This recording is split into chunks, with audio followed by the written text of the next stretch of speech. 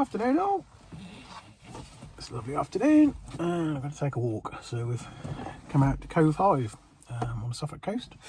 It's a lovely spot, quite a quiet, isolated location, so not too many people about normally, one or two at the weekends, but most of the time you've got hundreds of miles of open space all to yourself, so it's a lovely place to come and have a wander.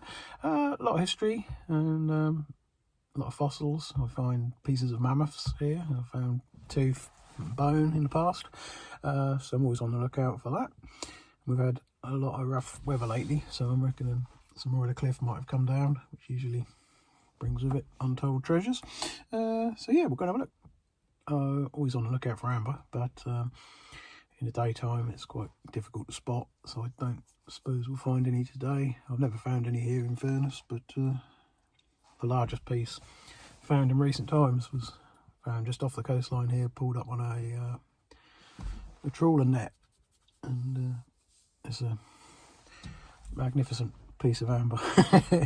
2 kilograms. So yeah, I went to see it a few weeks ago. It's kept in a little museum in Southwold, so if you're out this way, pop in and go and have a look, because it is a rock of some magnitude, and it's worth a visit. So yeah, if I find one of them, that would be nice, but I very much doubt it. Anyway, right, I will suit up and get on.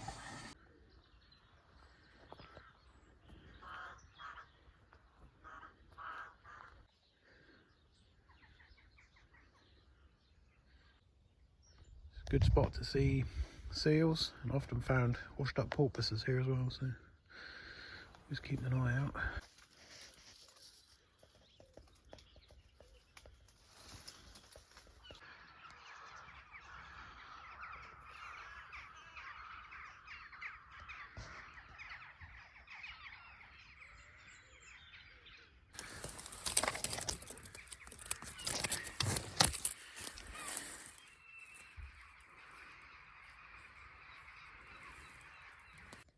The path down to the beach there is an old smuggler's loke apparently. They used to roll the barrels and the loot up this pathway, stash it by the church over there somewhere. A couple of hundred years ago it was a thriving trade in this area. Smugglers were rife. Not quite as exciting as it would be today. They weren't bringing anything quite as illicit as you'd expect. Most of it was tea or brandy, and there's huge quantities brought in illegally, and a big trade in this area. So this path has been here ever since, mostly used by dog walkers at the moment. One particular smuggling gang was called the Hadley Boys. We never really found out whether that was because they were originally from Hadley, or maybe that was a family name, but they were notorious and quite a vicious gang. And some are over 100 men sometimes, and over 100 horses with carts, and they'd bring vast amounts of contraband and dodging His Majesty's taxes and his guard. They used to lead them on a merry little dance, I believe, and there's some quite vicious bloody battles fought on this coastline. You had pistols, cudgels and daggers, and there was several people wounded and killed in the fight against smugglers. So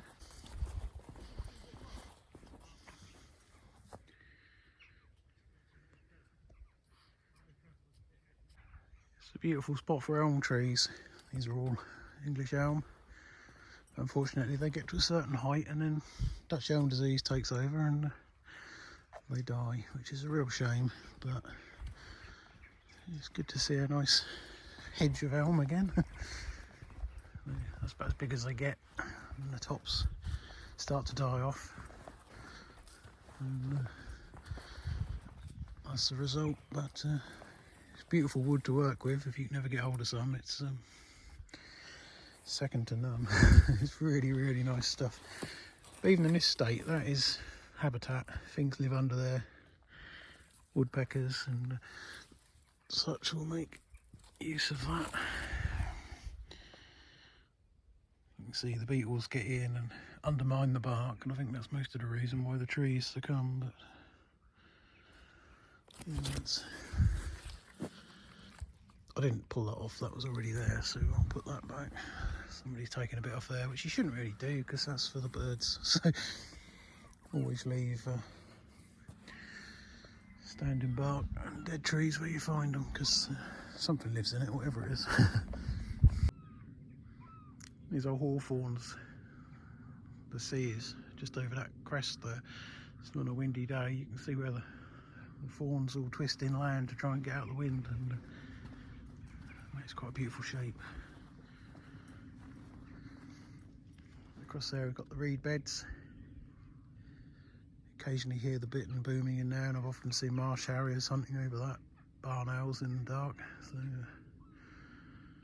yeah, it's a beautiful area. You just see the tip of the Broad there, which was a man-made lake from peat cutting, and it now meets the sea in places, and occasionally it breaches across, but that's fresh water, and obviously the sea is salt water, so they just meet.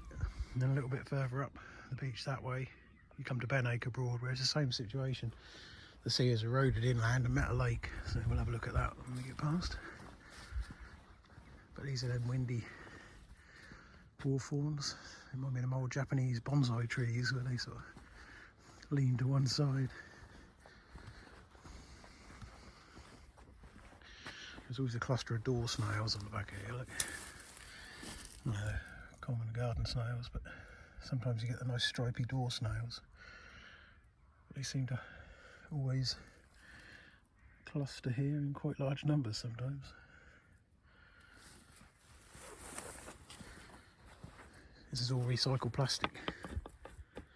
I used to work for a company that made this stuff. We used to collect the mostly agricultural plastic, sort of plastic sheeting you see laid over carrots and silage heaps, and we take it and make these posts. It's incredibly expensive, but they outlast wood by several centuries. But that's new. Somebody's put a bench in. Yeah, that's nice. Nice piece of oak.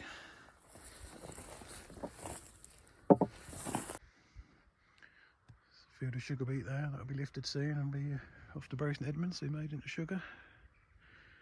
Quite a lot of the time I find sugar beet all along the coastline here, because they drop off the cliff. When the cliffs erode, it takes the field with it. So you find streams of sugar beet all the way from here right down, well, Dunwich, even down as far as Sizewell, and I'm sure they've come off the cliff tops here. So yeah, it's an ongoing problem. They lose about 5 metres of cliff every year on average. I know last winter there was over 20 metres gone in places in one night, so it's quite unpredictable. Ooh, there's a lot washed up, so we might find something interesting. Some spectacular pieces of wood here that wash off the woods on the cliff tops, and they get washed up, the spectacular roots and logs. So can't lift them, but they're nice to see. You can get down there, but they'd rather you didn't. You can see the damage it does to the cliff, so stick to the path, young'uns.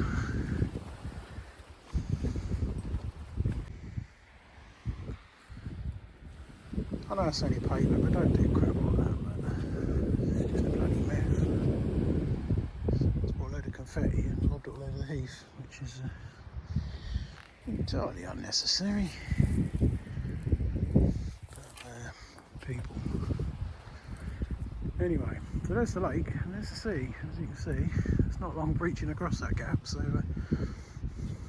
quite often that gets a refill one way or the other. Parked over there by the church, so it's a fair walk to the sea, but it's nice.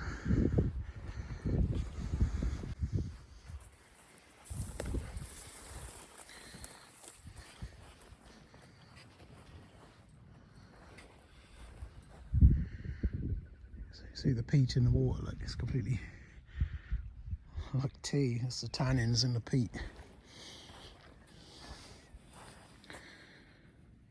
And occasionally here there's otter footprints. They're job to tell from the dogs a lot of the time, but we have seen them here. They use these dikes to pass unnoticed.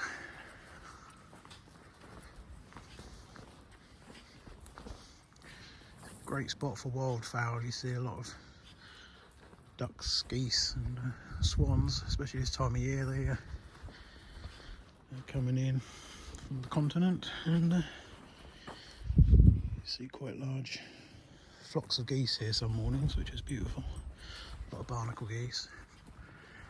We also get hooper swans here as well, quite a lot, so always nice to see.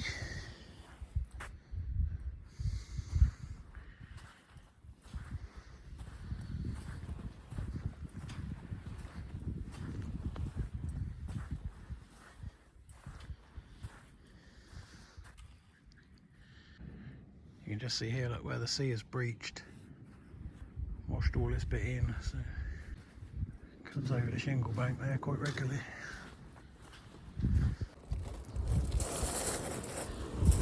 Very typical Suffolk geology there. That's about 98% of this is flint. A little bit of quartz here and there. These are quartz. Most of it is flint. This is why they built so many buildings out of it. Used to be able to come down here and fill up a horse and cart full of flint cobbles and build your house or your church or wall quite easily.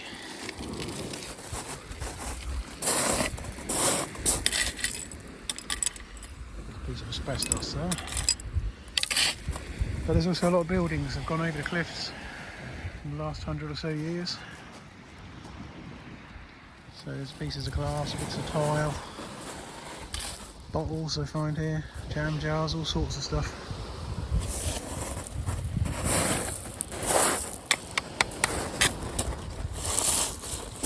Some great bits of flint though.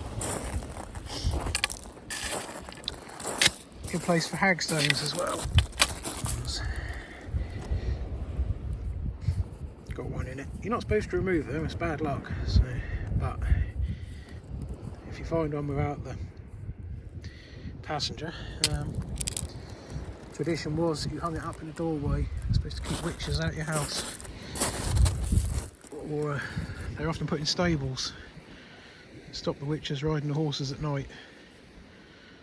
Considered a lucky protective thing. You see a lot of cottages here with them hanging by the door, so got a lot at home. I don't generally pick them up anymore because there's only so many you need. I see some great bits of driftwood. That didn't grow there, that's washed in from further up. But yeah, some lovely bits of wood here sometimes.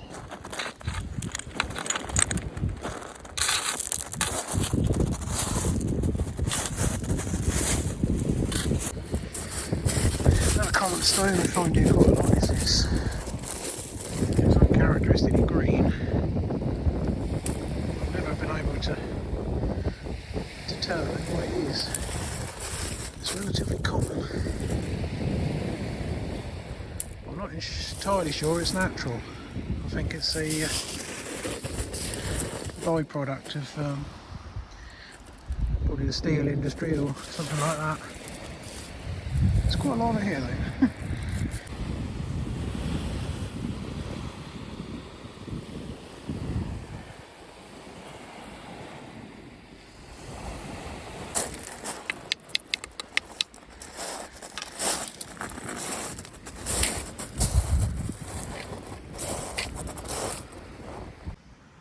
Great spot for sand martins here, all these little holes. You come here in the summertime, there's little birds flitting in and out of these all day. They nest in the cliffs, but unfortunately every year a bit more falls off, so I don't suppose they ever use the same nest twice. A piece of iron now, that's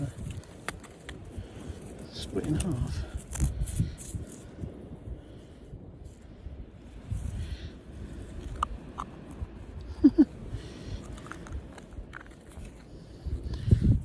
It's a natural iron formation, concretion, whatever they call it.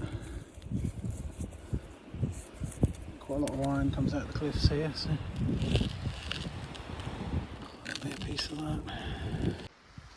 See the sand martin holes quite clearly in this bit. Occasionally you see the odd rabbit hole as well where they've gone in. The cliffs get taller the further you go down.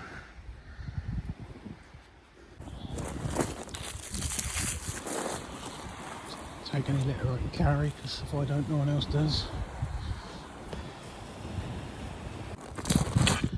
That's a piece of sugar beet, I think, with the roots. Washed down off the cliff over there somewhere. Along with many others, no doubt.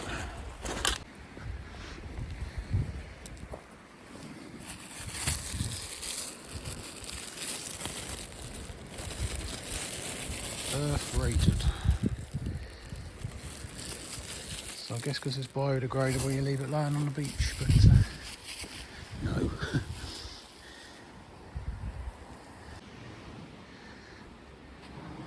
See here, this is the old clay layer, which was the bed of a great river once. Basically the same basin as the River Thames. It used to cast northwards and came across Norfolk and Suffolk. Ended up somewhere between here and Holland where Doggerland is, or was. It's beautiful clay.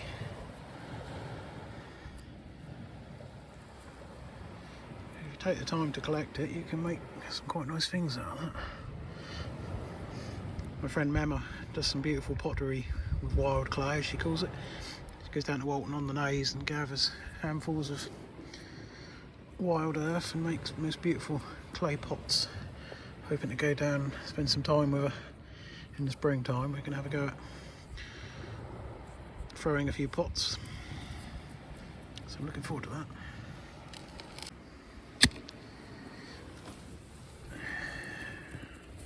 It's quite sandy clay in places, but the grey stuff is all clay, but obviously it's mixed with quite a lot of sand impurities. Tiny fossils, you often see bits of shell and bits of twig in these. Even bones, some huge bones have been found here. From mammoths, bison, giant elk, even hippos, if you go back far enough.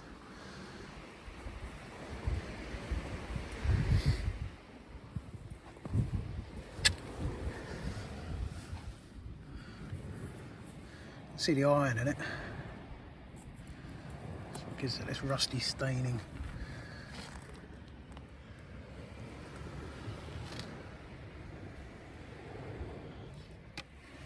They say amber comes out of the cliffs. I think people who found it in cliffs up near Haysborough found pieces of amber still stuck in the cliffs, so it definitely can happen, but I've never seen any.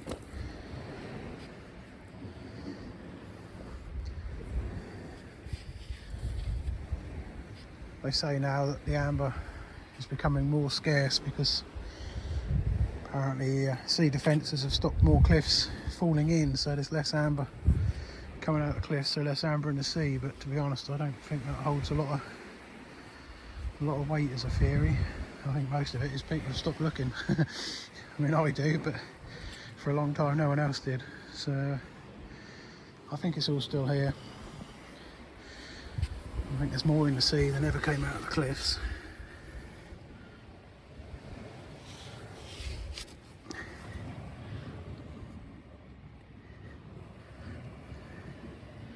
Absolutely beautiful. Some of the patterns in it are absolutely amazing.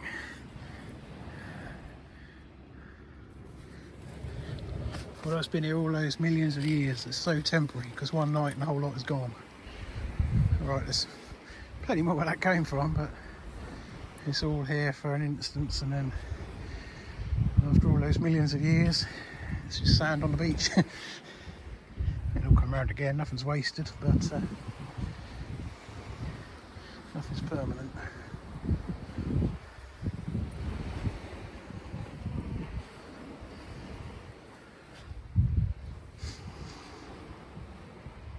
sometimes see crystals in it. Not so much here, but further down I've found selenite crystals, which is what the Romans used to mine to make window panes when they built Rome. A lot of the more expensive houses had crystal window panes, but here they're just little spear nuggets, usually little star-shaped things. Incredibly pretty when you see one, but I've never found them here. But I dare say there is some. That's a nice bit of clay.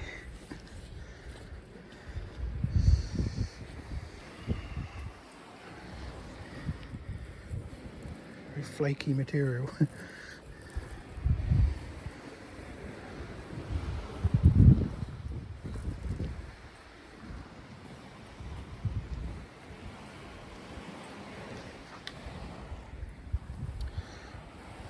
This channel here often fills with water, and you come here and there'll be the high ground, you can walk between the sea, but this is all like a shallow lagoon of stranded water for a long time after the tide goes out.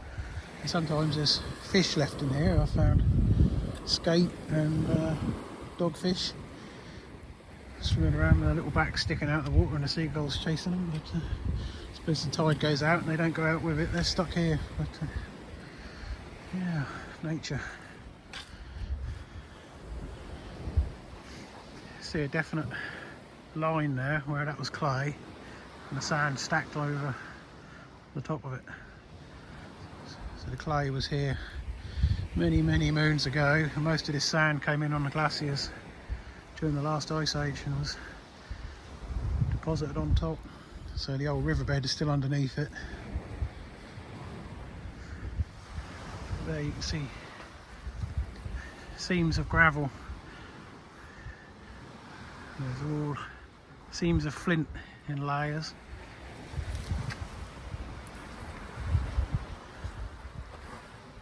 Which again, startlingly beautiful.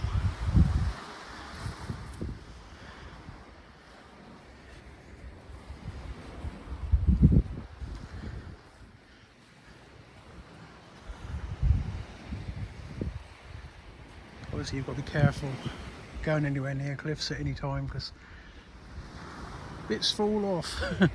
So keep an ear and an eye out and don't get too close under overhangs. I mean, this is all fairly well stacked, but you can see there where bits have slipped down.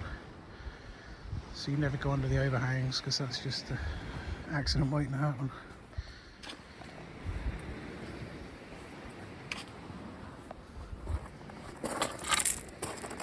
Another iron concretion there.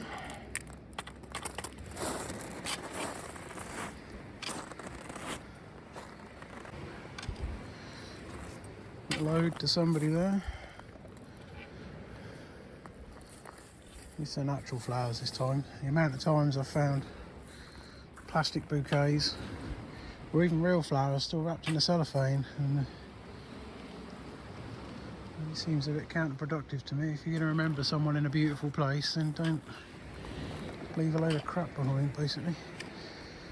Best one, I picked up a cardboard urn a couple of years ago.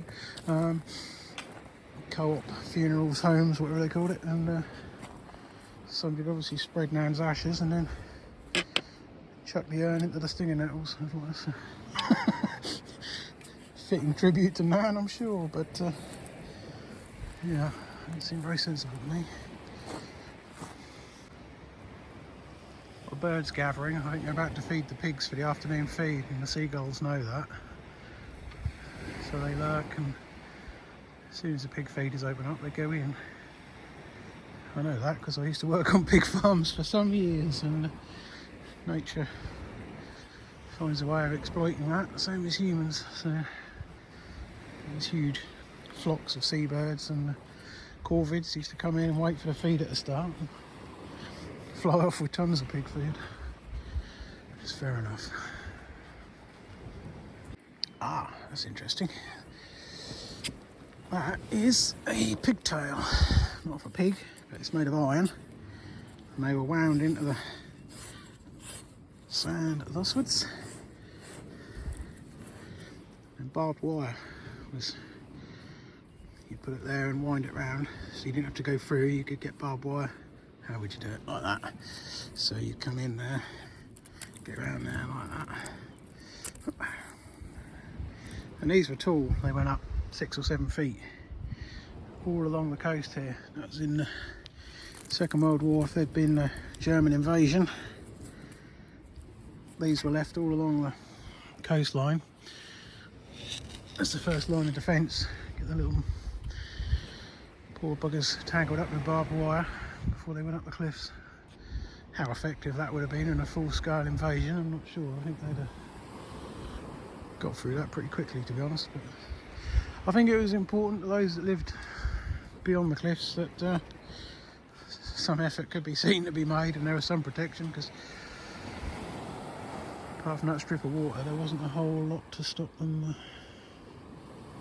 scaling an invasion. Not on home soil anyway. We had the home guard, but we had very limited force and did a great job, but thankfully that wasn't ever tested to its full extent.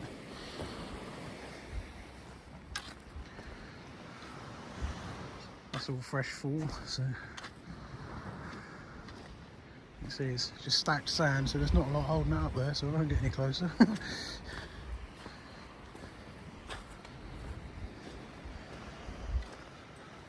Little drain pipe there, old field drain, or might have been one of the cottages that was up there at once, but runs out into nowhere now. Nice flint there, look.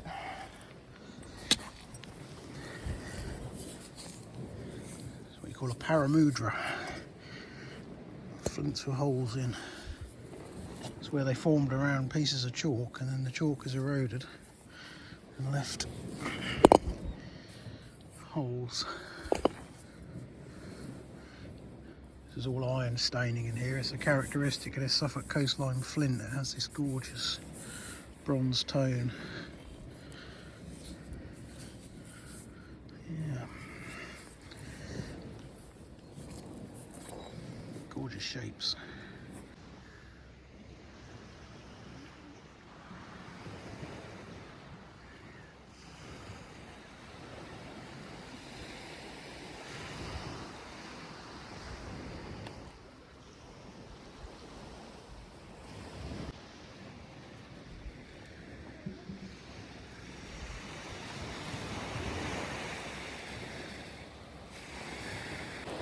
Just to demonstrate why amber is so hard to find in the daylight hours, if I lay down my necklace, look, even though you know it's there,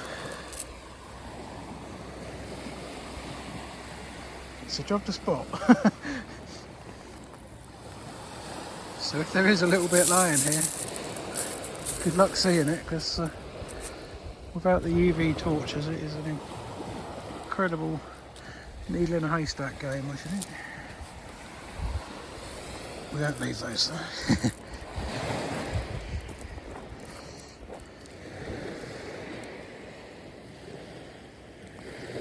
There's over a pound of amber there, all found this year, or last year now, 2024, all along the Suffolk coast.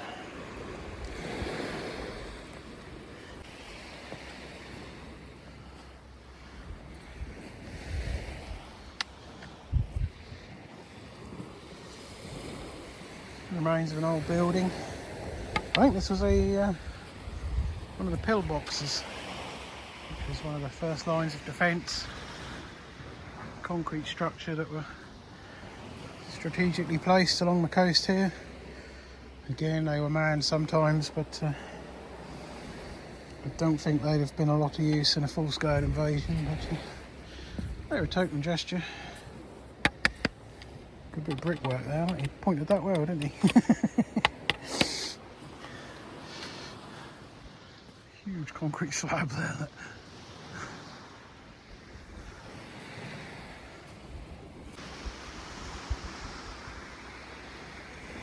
There's a road up there somewhere that runs out into nowhere. Used to be a cottage. It's now a quarter of a mile in that direction. Old Coast Guard's watch. Oh, that's the road up there where them bushes are. That's the road there.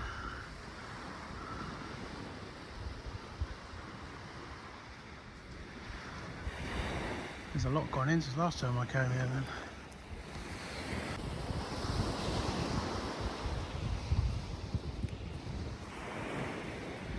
See all that darker material is all fresh fall. Come down last week in those winds and rains.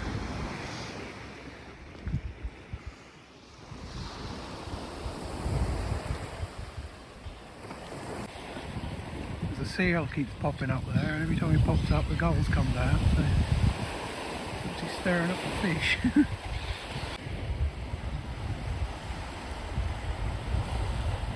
There he is, just in the middle there. You can almost see the top of his head.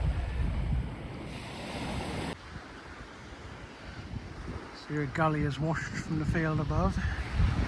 It's not a pig I want now. See it in the middle there? Just sticking out the cliff there. Look. Again, that's one of the barbed wire defences.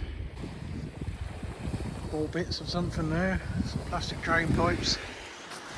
The rest is sticking out the cliff up there. Look.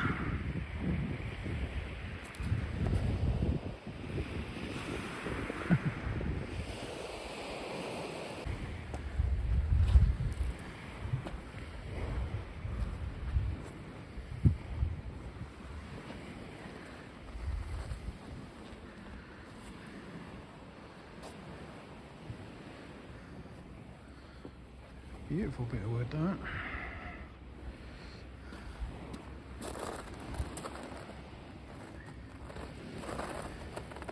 Some sort of pine, that one. I think it's a Scots pine. Might be a Douglas fir, but lovely bit. We're coming to the end of the cliff now. You can see where all the trees come from. There's woods on top of both of these cliffs, and they regularly fall in and get washed up and down. There's some lovely bits lying up here that have been here for some time.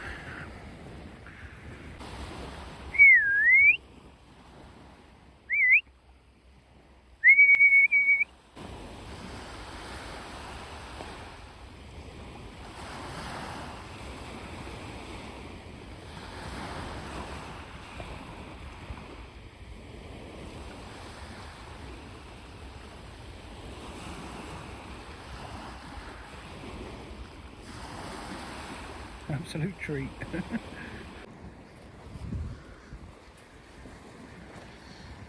That's a shame, somebody's decided to burn that one, but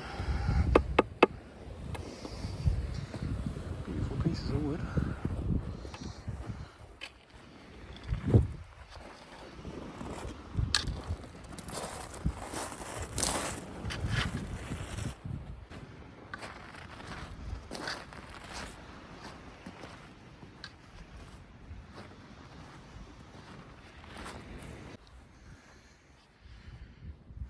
Like a sculpture, absolutely gorgeous. Look at that, look.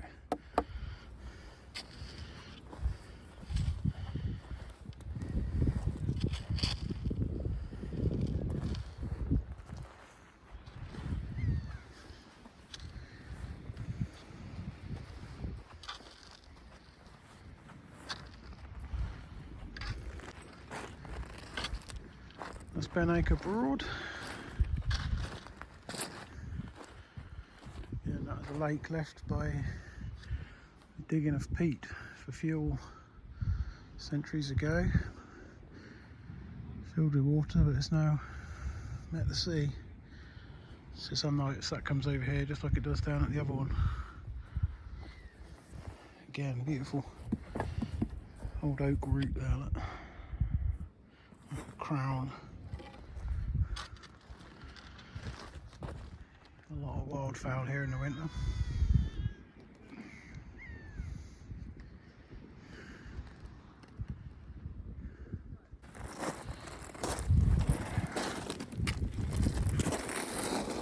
That's better.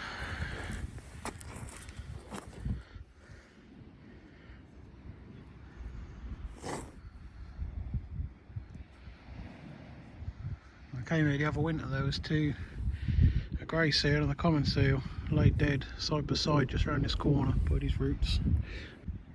I think the coast guards had dragged them off the beach where the public go and sort of put them up this end out of the way, but I had the skulls off of those. Lovely specimens.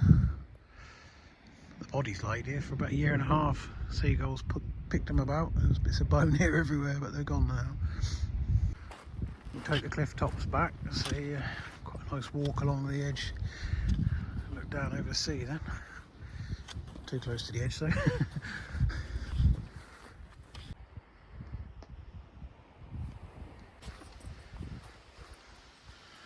All of these trees will go in next within the next couple of years. That'll all be down on the beach. The oak's already dead, but still be a shame when it's gone. Again, that's a large standing habitat there. A lot of things living in there.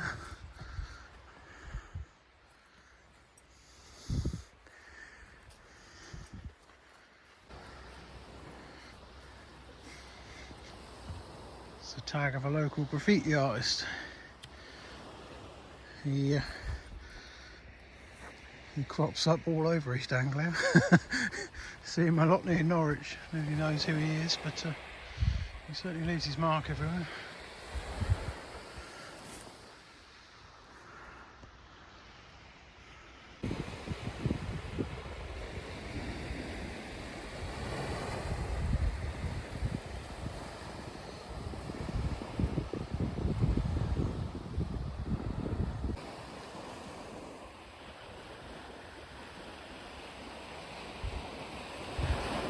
Another seal bobbing about over there.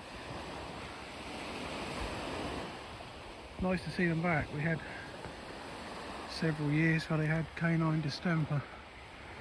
Absolutely decimated the seals in East Anglia in the early 90s, but they made a very strong comeback lately, which is good. Well, in my opinion. The fishermen will tell you a different story, but I like to see them. This was the old trackway. Came in. You can see the surface pipes down there we were looking at earlier. Well, that used to run in a straight line out that way to the cottage. But the road to the cottage was over there by them pig arks. So if you triangulate that road, the one that we're now standing on, put the cottage out there about a quarter of a mile. So all of that land has gone in one lifetime, which is quite scary. They now estimate that the church and the house behind it got about 25 to 30 years before they need to empty, and then that will go in. I think once the sea gets beyond this point, it's all low land there where them reed beds are, so that will quickly be taken by the sea right back to where them woods are, I imagine. So the next lifetime or two we will see dramatic changes in this part of the coastline. But they now say they're not going to fight it, they're not going to put any more expense in holding the sea back because it's coming, and it's a lost cause now, which is a shame, but that's how nature works. It's the top of that gully we were looking up where the pigtail was.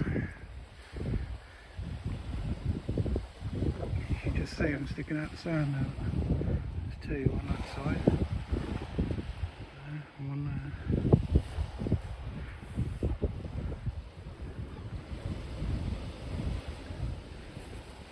There's a hole on that one.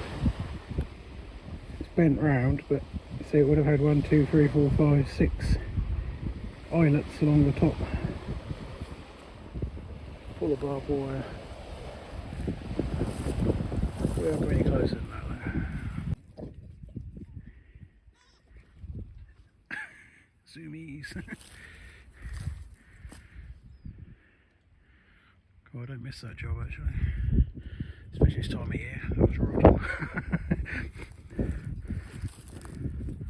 These are only youngsters, little gilts. Boar over there as well. Come on in. Look at you. Look at you with your matching ears. Wink, wink. Come on in. Grunter. Got nothing for you. You're not allowed to feed pigs anyway, if they're not yours.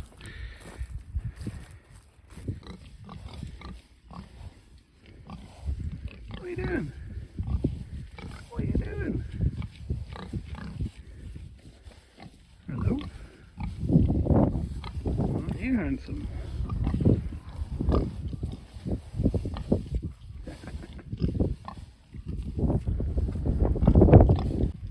You stand there chewing stones. Look. I don't know if they do that to keep the teeth clean or whether it's just an amusement thing, but just pick up pebbles and stand there, chomp, chomp, chomp, and usually drop them in the water troughs.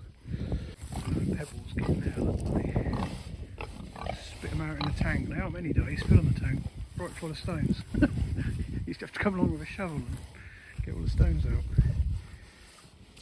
I always used to volunteer for that job because he always used to find the Neolithic napped flints. Scrapers and knife blades would all be in the trough because the pigs would drop them in there. Quite a lot of bullets too. We used to find a lot of old 303 shells. A couple of times I found water grenades. Pigs would pick things up and chuck them in the water tank. Never knew what you were going to get. Hello boys. What are you doing? Four nice little boars there. They're only babies too. They get a lot bigger than that. Come on in. What are you doing?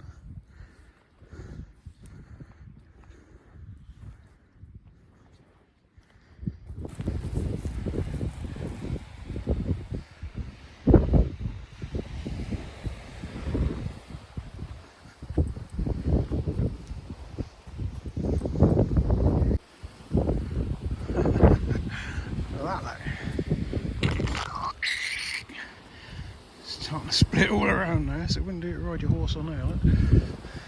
Drive your tractor on it. Skirt around that bit, I don't trust it. Bloody hell. It's down there a fair way, look.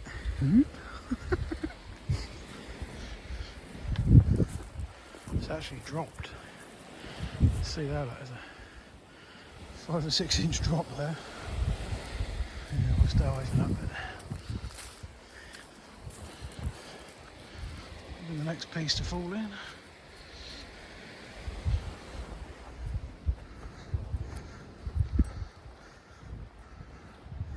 Last time I came, the path went across there, around that wooden gate. So that's all gone. There's a new gap in the hedge down here, but yeah, it used to be about there a couple of months ago when I was here. So this is the old road to the Coast Guard's cottage. As you can see, it stops rather abruptly.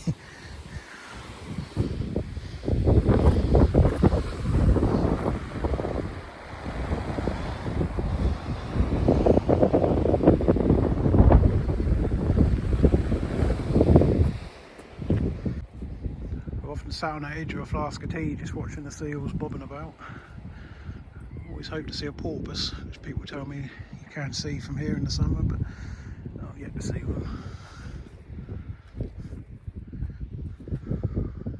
It used to be a road, you could have driven along here. First time I came down here, I don't know, 10-15 years ago, it was still wide enough then you could have driven it, but now it's so overgrown, it's just a footpath. But proper metalled road underneath it. Sea buckthorns. Beautiful when they come out in berry and blossom. And there'll be a few weeks yet before the blossoms come out, but worth coming back to see when they do. You can go back that way along the top of the cliff right back down to the Smuggler's Path, but we'll take this loke home now we're here. Have a look at the church. See where the sparrowhawkers had his dinner there, look. Some little brown bird. No idea what, but somebody's plucked him. There's the old church ruins. I think that one burnt down as I remember, but would have been quite spectacular in its day. There's still a church there. They've built a smaller one on the side of the tower inside the walls of the old one, which is quite nice. It's a shame when the sea takes all of that back.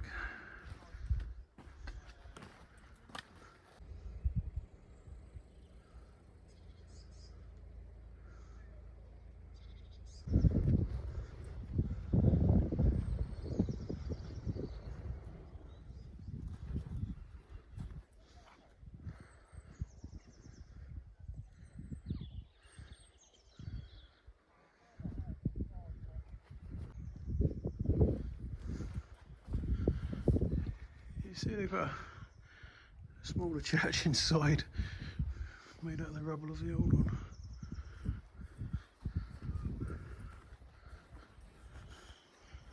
But it would have been quite spectacular. There was a lot of money in this part of the world back then. It was all wool money,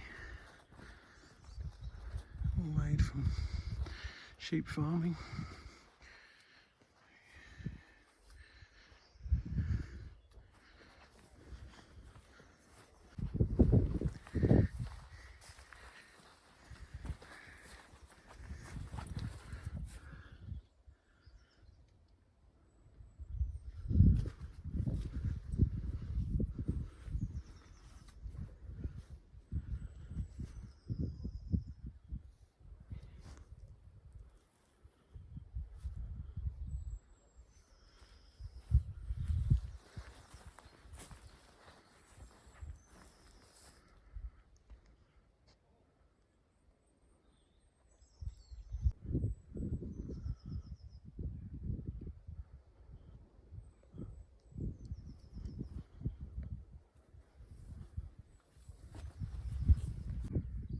See what I meant about the building material.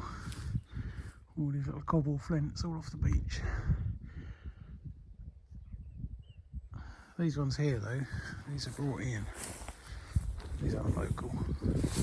Not this part of Suffolk anyway, but they came from Brandon. Actually napped flints to dress the outside with. So I wouldn't have said they came off the beach, to be honest. Not too good of quality.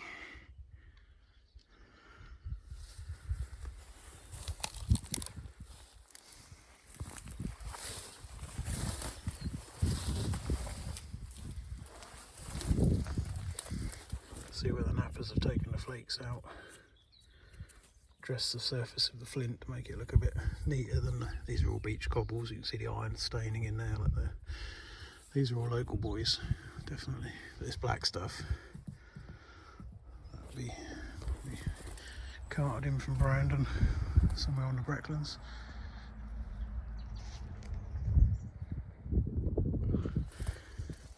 Obviously the limestone, that's come from a lot further afield. Some has been replaced as well over the years.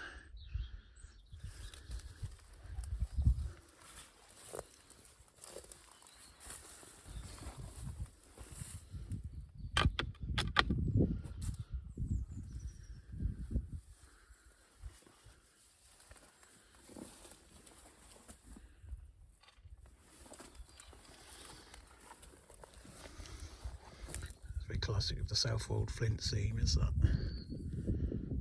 beautiful rust staining.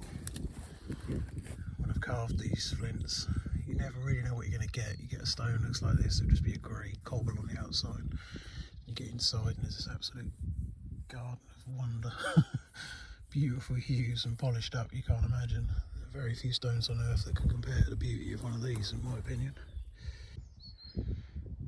Even here in this little corner that wouldn't necessarily be seen, the craft work that's gone into this is just phenomenal. To nap a cube of flint like that is not an easy task. Hidden away around the corner here out of sight. That's the entrance. So put the effort in, which I appreciate.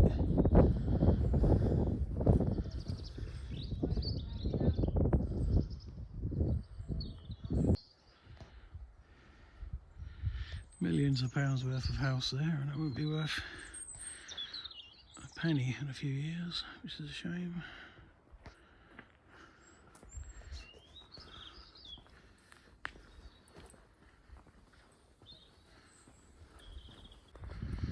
That's back where we came in.